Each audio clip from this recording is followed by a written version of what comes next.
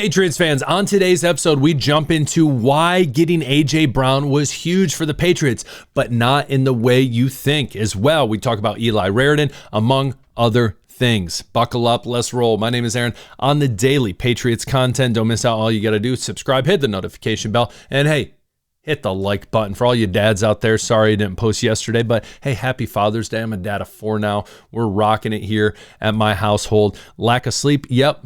But we're loving every second of it. Now today, as I talked about, a lot of people talking about A.J. Brown-Drake May connection. It's been beautiful. A thing of beauty.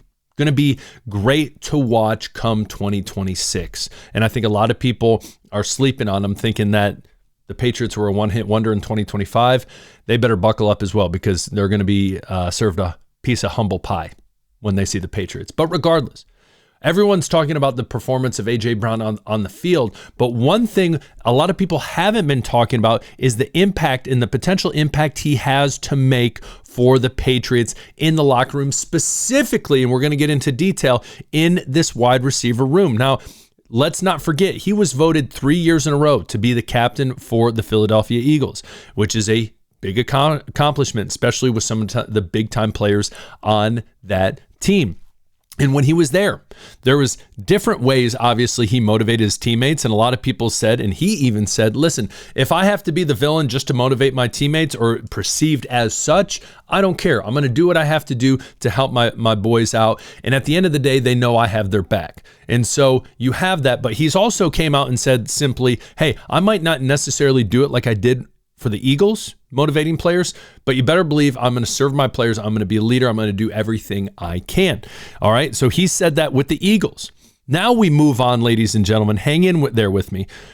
His comments the other day about Kyle Williams.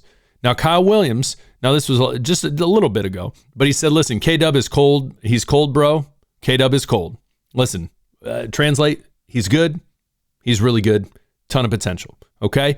You better believe, ladies and gentlemen, A.J. Brown going into a loaded wide receiver room, especially a wide receiver room that has a lot of talent on the bottom end in a wide receiver like Kyle Williams. And we know Kyle Williams has come out, and Elliott Wolf has come out, Mike Vrabel has come out, and they've all said similar things. One, he has to get stronger. He has to get better at intermediate routes. He needs to create separation in those routes. And guess what, ladies and gentlemen? Who's better to help him? And people have not talked about this. Who is better to help him than A.J. Brown? Arguably the best wide receiver in the NFL when it comes to separation, playing with his size. It's him. It's simple.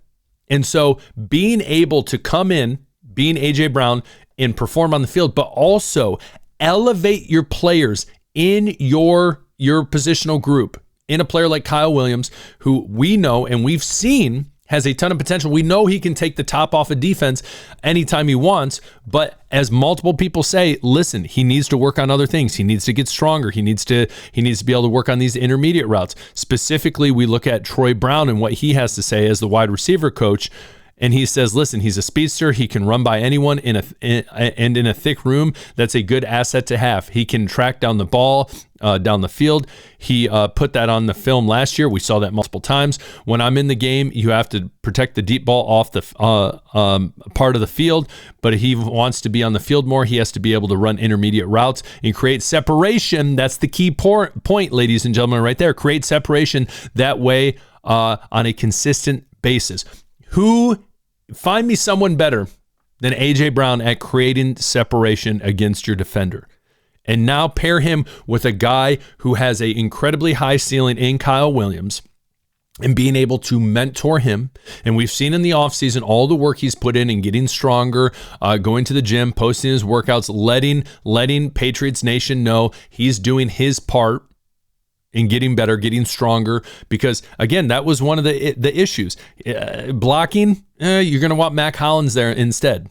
Okay, we can have him on the deep routes, but the other routes, So pairing him with A.J. Brown, and A.J. Brown bringing him under his wing and helping him out, teaching him, showing him, hey, this is how you do that, especially in these intermediate routes, these bread and butter routes for A.J. Brown, is a pairing made in heaven, ladies and gentlemen.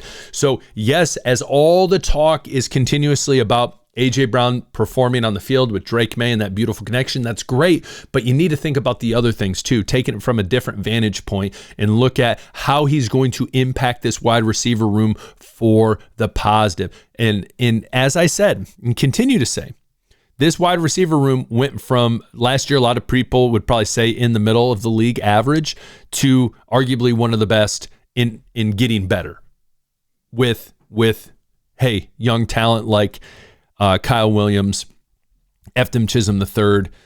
You could even say Kyle Dixon. I don't think he's going to make the roster, but he'll definitely make the practice squad. And are they going to be keeping 7 wide receivers? I'm very confident they will be.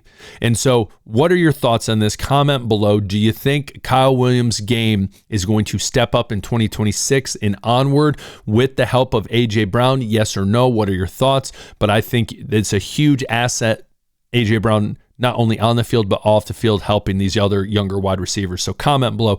I would love to hear from you. What says you? Now, there's an opening for the Patriots, we know, and that is the second spot for the tight ends, tight end number 2. A lot of talk continuously about, obviously, the Patriots will probably bring someone in for training camp. That has not came out yet. But again, I just want to remind you, we cannot be sleeping on Eli Raridan out of Notre Dame, the 95th overall pick in this year's draft. We knew they were going to be drafting a tight end. Mike Vrabel has said as much where, hey, between the 3rd and 5th round, there's plenty of tight ends that start in the NFL. We can find someone there, and they found that in Eli Raridan, especially the fact, as we've talked about many a times, long, has great speed, athletic, good acceleration, pretty solid ball skills. And so, hey, a lot of potential for him to come in and be that guy. And as we get closer to training camp, you know, there's less necessarily like big popping news things to talk about. But I think as you look over things more and more, is Raridan going to be your blocking tight end? No, he's not. Again, that's why I continue to say you're going to see Dupree or Arkin on the team or on the 53-man roster. But Eli Raridan is that type of tight end that can play multiple positions in the receiving game. And so, again, do not sleep on him. Do not sleep on him. Last but not least, Patriots, Eagles joint practice officially scheduled to begin August 19th. in Foxborough. You love to see it, especially with A.J. Brown's old team, and the fact that you're going to see Christian Gonzalez, Carlton Davis III, Marcus Jones, Kevin Byard, Craig Woodson, this secondary going up against a solid wide receiver room. With obviously A.J. Brown's not going to be there, but you have Devontae Smith, you have Wicks, you have Hollywood Brown, a lot of speedsters on this team. As well, it's rumored they could get Tyreek Hill. Who the heck knows what's going to happen with that? But the more the merrier.